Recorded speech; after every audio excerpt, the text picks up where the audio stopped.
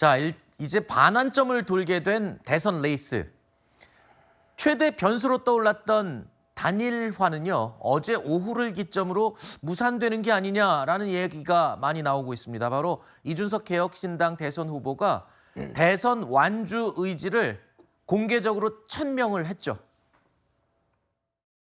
이번 대통령 선거에 저 이준석과 개혁신당은 끝까지 이준석 그리고 개혁신당의 이름으로 반드시 승리할 것입니다. 사실 지난 며칠간 저에게 단일화 운운하면서 국민의힘이 가한 행위는 굉장히 모욕적이고, 그리고 이번 선거를 비전의 선거가 아니라 난장판으로 만들려는 시도였다. 저한테 2022년도에 상스러운 요구로 문자를 날리던 분들이 2025년에는 저에게 읍소하고 있습니다. 그리고 며칠 지나니까 저에게 협박을 하고 있습니다. 국민의힘 관계자들이 익명 인터뷰를 통해 가지고 내심하고 싶어 할 것이다 이런 식으로 국민을 만드는 것 같아 가지고 저는 그것마저도 완강하게 부인해야겠다 이런 생각이 들었습니다. 저 기자회견 전에는 아예 전화 수신 차단해놓겠다라고 기자들에게 알리기까지 했었는데, 이준석 후보가 그동안 계속해서 선을 그어오긴 했습니다. 하지만 이제는 아예 공개적으로 천명을 한 겁니다. 단일화는 없다. 아예 굵은 선을 긋고 담을 쌓은 겁니다. 쐐기를 박았다 이렇게 표현할 수 있는데, 자, 일단 오늘 나온 대선 후보 지지도 조사에서 이준석 후보가 보시는 것처럼 두 자릿수 10%를 기록했습니다.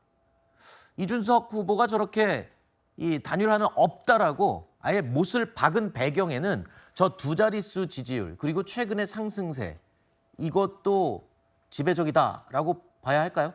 3차 TV 토론까지는 단일화 언급하지 않는 것이 본인한테 유리하다라고 본 거죠. 그러니까 만약에 단일화가 필요한 현재 정치 상황은 맞는 겁니다. 어쨌든 저희가 여론조사 추이를 비춰볼 때 2, 3위 후보로 지금 평가되는 두 분이 만약에 단일화 없이 독자적인 지지세로 당선되기는 어려운 상황인 건 다들 알 거예요. 그렇다면 만약에 미래를 위한 정치적인 포석을 제외한다면 현재에서 대통령 선거에 임하는 전략상으로 보면 단일화가 당연히 필요한 상황이죠. 그런데 이 단일화가 필요하고 단일화 효과를 감안해 볼 때 단일화 갖고 계속 잡음이 나게 되면 단일화 효과도 줄어들 뿐만 아니고 단일화라는 이 프레임에 걸려서 이준석 후보에 대해서 3등 후보라는 낙인이 찍혀요. 그러면 아무리 토론을 잘한다 하더라도 사실 이준석 후보로서는 크게 성장할 수 있는, 그러니까 1위로 올라갈 수 있는 기회를 박탈당한다는 느낌을 가졌을 겁니다. 네. 따라서 아마 토론 때까지는, 그러니까 국민의힘 입장에서도 이준석 후보가 토론 때까지는 있어주는 것이 지지자들 입장에서 좋거든요. 그렇다면 네. 토론 이후에 단일화 국면이 반드시 올 것이고, 네. 그래서 2022년도 단일화 때도 선거 6일 전에 했거든요. 네. 그렇다면 아직까지는 저는 개인적으로 단일화 불신 살아있다 이렇게 봅니다. 저는 이런 말을 들으면 이런 생각이 듭니다. 저렇게까지 모든 언론 앞에서 단일화 없다고 천명을 했지만 정치인들은 사전선거 직전까지 27일까지 가봐야 아는 겁니까? 그때 가서 진짜 단일화를 할 수도 있는 건가요? 국민의힘 분들의 희망 사항이죠. 왜냐하면 단일화를 하지 않으면 사실상 이길 수 없다는 걸 알고 있기 때문에 계속해서 뭔가 단일화의 불씨가 살아있다. 그 직전까지 모르는 거다. 2022년에도 안철수 후보도 6일을 남기고 사퇴를 했다. 이런 것들을 계속 이야기하는 건데, 이준석 후보 입장에서는 이거에 응할 이유가 정말 없거든요. 왜냐하면 말씀하신 것처럼 앵커께서 지적하신 것처럼 두 자릿수 지지율로 올라왔고, 지금 그 개혁신당 관계자들과 좀 얘기를 해보면 본인들의 목표는 이미 10%가 넘어간 거는 오래됐고 15%를 향해 가고 있다고 얘기를 합니다. 그러면은 15%를 넘게 되면 선거 비용 100% 보전을 받을 수 있다면은 개혁신당의 입지를 더 확고히 할 수 있는 상황이기 때문에 굳이 단일화를 할 필요가 없다.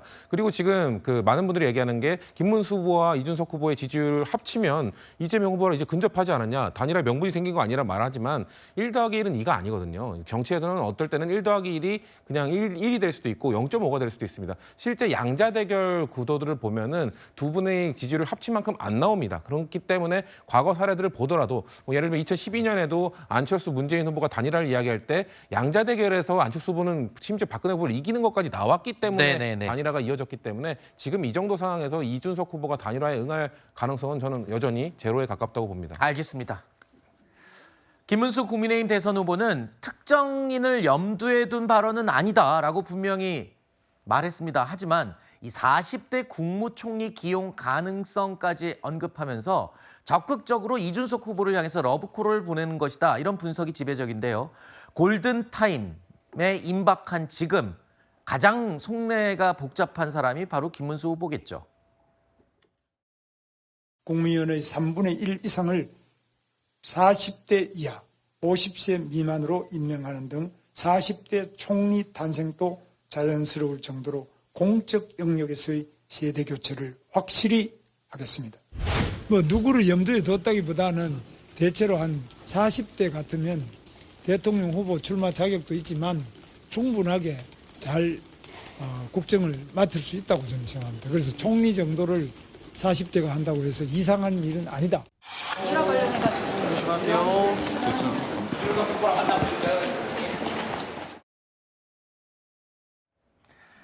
앞서 말씀드린 것처럼 대선 레이스 이제 반환 좀 돌았습니다. 그만큼 단일화 전략을 쉽게 포기하고 싶지 않겠죠. 끝까지 어떻게든 불씨를 살리고 싶은 게 김문수 후보의 입장입니다.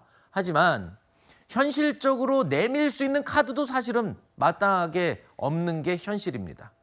자, 이렇게 시간이 갈수록 효과가 반감될 수밖에 없는 만큼 단일화의 골든타임은 투표 용지를 인쇄하기 전인 현실적으로는 내일까지가 될 것으로 예상을 했었는데요. 일단 1차 골든타임 안에 단일화 성사는 불발이 된 것 같고요. 아까 들으신 것처럼 TV 토론이 다 끝날 때까지는 아무도 모를 일이다라고 불씨를 살려두고 싶은 게 지금 국민의힘의 입장입니다.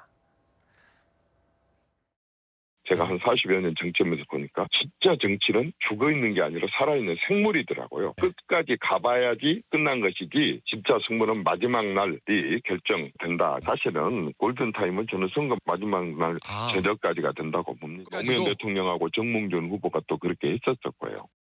노무현 대통령님께서 정치하시면서 갈림길에 있을 때 항상 다른 사람들이 하는 관성에 따른 선택보다는 본인이 옳다고 하는 선택을 하신 분입니다. 저도 비슷한 도전을 여러 번 해보다 보니 잘 이해할 것 같습니다. 앞서 들으신 것처럼 이정현 공동선대위원장 골든타임은 내일이나 사전선거 전 여기가 아니다. 투표 전날까지다. 진짜 막판까지 어떻게 될지 모른다 이렇게 이야기를 합니다. 단일화를 향한 희망의 끈을 놓지 않고 있다 이렇게 표현이 가능합니다. 대선까지는 이제 11일 남았습니다. 단호한 이준석 후보와 단일화 논의를 과연 계속 이어갈 수 있을지 가장 큰 변수가 될 것으로 보입니다. 자, 그리고 정치권 특히 국민의힘 내부를 시끄럽게 한 일이 또 발생했죠. 이준석 후보 측에서 나온 당권 거래 의혹이 파장이 지금 만만치가 않습니다. 한동훈 전 국민의힘 대표는 친윤계를 향해서 강력하게 비판하고 나섰습니다. 홍준표 찾아서 4명이서 당돈으로 하와이 여행 가고 한덕수 어디 갔는지 알 수도 없고 이준석에게 당을 넘기겠다고 뒤로 야합을 시도하고 대선 앞두고 이게 뭐 하는 짓입니까? 이거 여기에 왜 김문수 이름이 없습니까? 친윤 떨거지들이 한덕수로 바꿔치기 하려고 작작하라고 하십시오. 부끄러운 줄 알라고 하십시오. 친윤 인사라는 분이 누구인지는 몰라도 당권을 자기가 어떻게 이준석 후보에게 줄 수가 있다는 말입니까? 쓸데없는 소리를 다시 거론하는 것 자체가 아무 도움이 되지도 않고 그것을 지금 이 선거판에 재론하는 것 자체가 선거에도 도움이 되지도 않고 누구에게도 도움이 되지 않는다고 생각합니다. 한동훈 후보가 이 별동대로 선거 유세 지원에 나섰다라고 해서 국민의힘이 굉장히 반기는 분위기였는데 정작 지금 유세를 다니면서 주장하는 내용들을 보니까 국민의힘 내부에 당권 다툼이 벌어져 있어요. 그러니까 당권 거래 의혹이 이준석 후보 입에서 나왔는데 정작 지금 단일화에 올인을 해야 될 국민의힘 내부는 지금 대선과는 상관없는 당권 다툼 하느라고 지금 친윤, 친한 싸우고 있네요. 이럴 때입니까? 아니 제가 아무리 생각해도 어느 누가 어떤 권한을 갖고 이준석 후보 측에게 당권을 제한할 수 있습니까? 지금 그런 조직도 세력도 주축도 없습니다.